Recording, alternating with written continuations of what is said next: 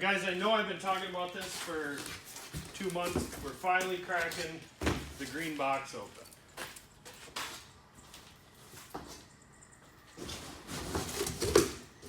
And then we're going to take a look inside the green box at the power drawer and the speed drawer.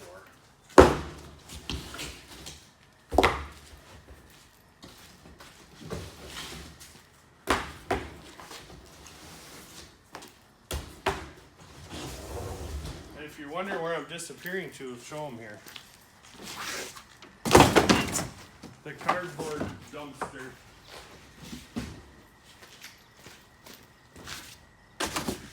All right, here it is, the unveiling.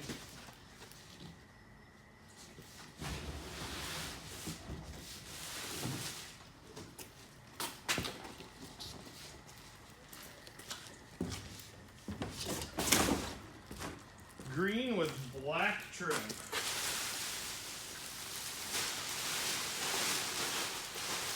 Let me know what your thoughts are on the color. Do you like it? You don't like it?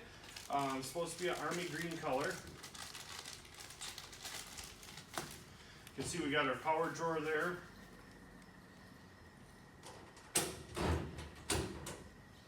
And let's go ahead and take a look inside.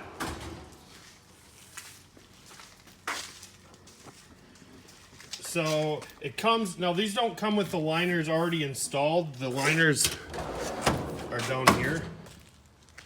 And so here's the top mat for it, the handle, and then all the drawer liners in there.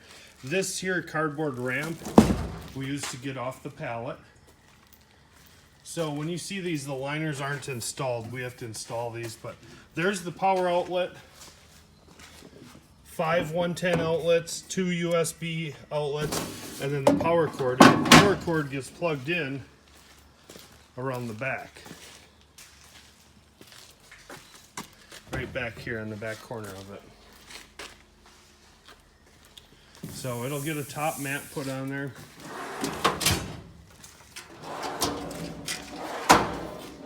For some reason I was thinking this had the speed drawer and this one does not, so you guys busted me there.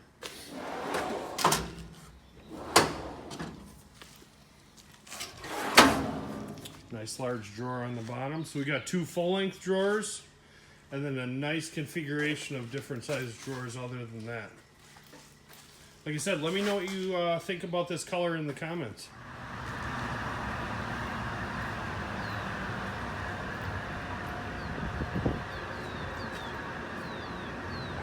This is where the cardboard goes to die. We shove it inside this hole inside the paper bag. And they recycle it inside of there.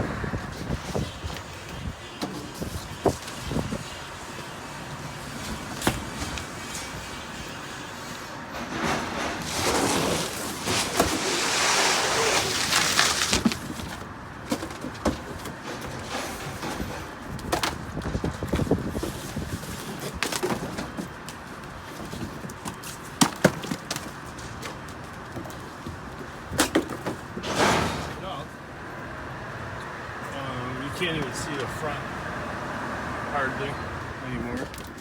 And the trailer's empty. Got my 2 boxes left. I use them to put more cardboard in.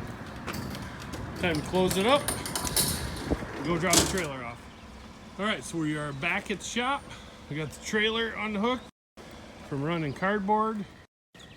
Did you see that quick move over her head? Be respectful. Truck's inside, plugged in. All the alarms are set. Just gotta shut her down and set the alarm in the building. And we're gonna head over to Chad's place. I got a set of wrenches he needs, and he has something I need. All right, guys, we made it over to Chad's house. We did some tool trading between us. It's the fastest way instead of ordering stuff and having to wait 2-3 days so that if the guy needs something. But let's check this out. This is Chad's new trailer. You guys seen my trailer as I was just dumping off cardboard here just a little while ago. This thing is awesome. He just picked this up this weekend. It's got a heater in there, some built-in shelving. And this is a 20-foot with a 3-foot V on the front, so it's 23-foot overall. Nice and wide in here. Lights. There's power outlet down below, so if he wants to demonstrate some stuff with 110, he can. Just an awesome trailer here. This one's pre-wired for air conditioning. Originally this was used for a snowmobile team. That's why they have heat. They mainly use it in the winter time when it's cold, but I can't wait to see this thing set up and loaded up. Hey guys, I got a comment this afternoon from one of you out there kind of wondering about the repo stuff, and it was actually a good question.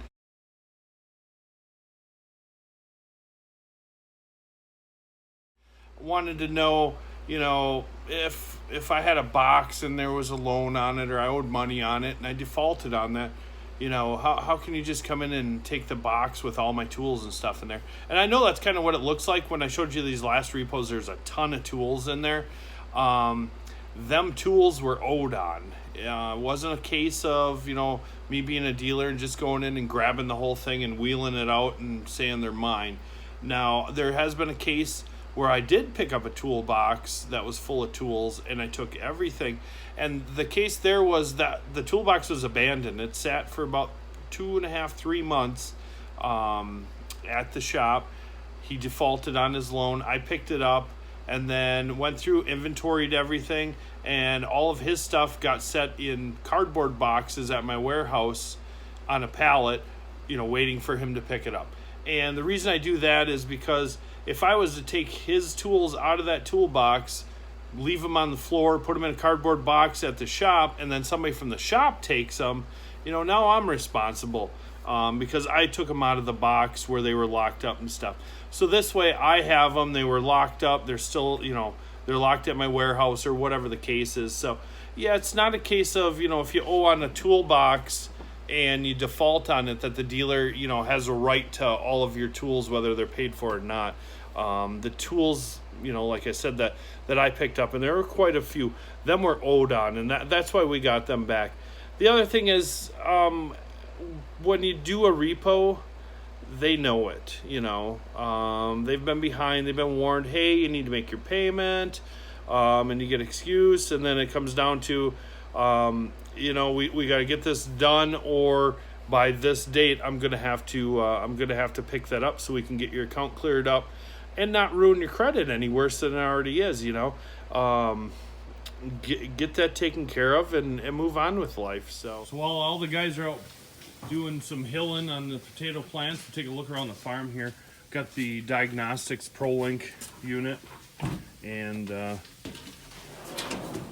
the printer in there, all the diagnostics for working on the heavy trucks that they have here, the potato trucks. Lots of Snap-on in here.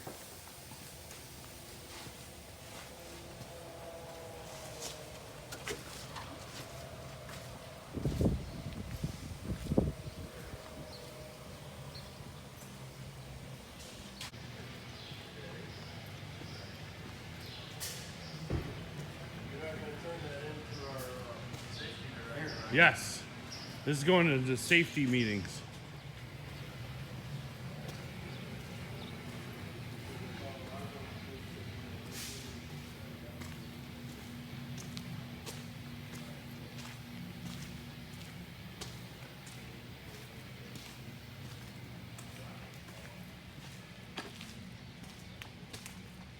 Big heavy duty truck shops, what's their favorite tool? What's your favorite tool? My favorite tool is my locking flex head, 3/8 drive, snap-on ratchet. Why? It's precise, there's not a lot of slop in it, it never skips, and I've never had to replace it. It's reliable, it's the best. Perfect. That's Bill's favorite tool.